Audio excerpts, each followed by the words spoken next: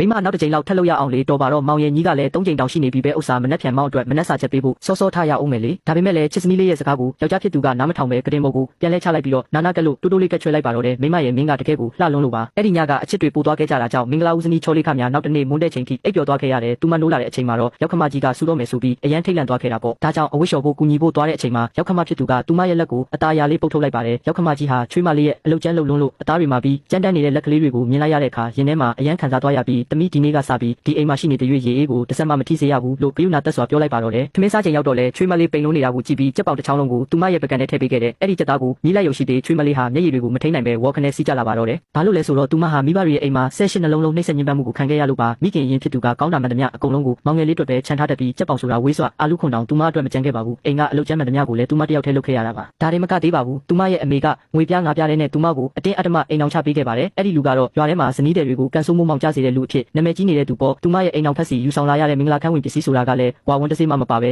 ကျူပင်6တွေတွတ်တွင်းထားတဲ့ဆောင်းတူအပတွေဒါဖြစ်ပါတယ်မင်္ဂလာဆောင်ကိုနွားလဲနဲ့လာခဲ့တဲ့လမ်းတစ်လျှောက်မှာသူမဟာဒီခါတီးလာတဲ့ဘဝဆိုးကနေလွတ်မြောက်ဖို့အတွက်နွားလဲကြီး6ကန်းပါးနဲ့ကြာသွားပါစေတော့လို့စိတ်ထဲကနေအကြိမ်ကြိမ်ဆူတောင်းခဲ့မိတယ်ဒါပေမဲ့နိုးလာတဲ့အချိန်မှာတော့နွားလဲဟာရောက်ခမတို့အိမ်ကိုဘေးကင်းရန်ကင်းနဲ့ရောက်ရှိနေခဲ့ပါပြီသူမလုံးဝမျောလင်းမထားမိတာကတော့ယောက်ျားရဲ့မိသားစုကသူမကိုနှွေးထွေးလိုက်လဲစွာကြိုးဆိုခဲ့ကြတာပါပဲပြီးတော့ဇနီးတဲ့တွေကိုကန်ဆိုးစေတဲ့ဆိုတဲ့အဲ့ဒီယောက်ျားကလည်းတကယ်ကိုရုပ်ဖြောင်းလုံးနဲ့လူချောလေးဖြစ်နေခဲ့ပါတယ်မကြခင်မှာပဲတမိဖြစ်သူကိုလိုက်ပို့ပေးတဲ့ဖခင်ဖြစ်သူကအိမ်ပြန်ဖို့ပြင်ဆင်ပါတော့တယ်သူမပြန်ခင်မှာအမေကိုခိုးပြီးကြေးပြနှစ်ပြားကိုတမိဖြစ်သူရဲ့လက်ထဲကိုအသားလေးထည့်ပေးလိုက်တယ်တမိဒါလေးယူထားလိုက်တော့ညီအမေကိုတော့သွားမပြောနဲ့အောင်အဖေအိမ်ကိုပဲအမြန်ပြန်ပါတော့အပြင်မှာအရန်ချမ်းနဲ့လို့တမိကပြောလိုက်တဲ့အခါဖခင်ဖြစ်သူကနောက်လည်းမကြည့်ပဲထွက်ခွာသွားခဲ့ပါတယ်အဲ့ဒီညထမင်းစားပြီးတဲ့နောက်မှာတော့ချွေးမလေးဟာထုံးစံအတိုင်းပကံတွေတူတွေကိုတင်ပြီးဆေးဖို့ပြင်တာပေါ့ဒါပေမဲ့အဲ့ဒီအချိန်မှာရောက်ခမကြီးကတမိရဲ့အခန်းထဲမှာအဝတ်တွေကိုတင်ရင်တစ်ခုခုကိုမတော်တဆတွေ့ရှိသွားခဲ့ပါတယ်အဲ့ဒါကတော့ချွေးမလေးယူလာတဲ့မင်္ဂလာဆောင်တွေဟာတန်ဖိုးမရှိတဲ့ကျူပင်ပန်းတွေနဲ့ချုပ်ထားတာဖြစ်ပြီးအဖိုးတန်ဝါကွမ်းဆိုလို့တစီမှမပါဝင်နေတာပါပဲချွေးမလေးဟာရောက်ခမကြီးကသူမကိုလိန်ညာပြီးလက်ထက်တယ်လို့ထင်သွားမှဆိုလို့အကြီးကျယ်ထိတ်လန့်သွားခဲ့တယ်ဒါပေမဲ့နောက်တစ်စက္ကန့်မှာပဲရောက်ခမကြီးကသမီးစီအမြန်ပြေးလာပြီးသူမလက်ထဲကပကံတွေကို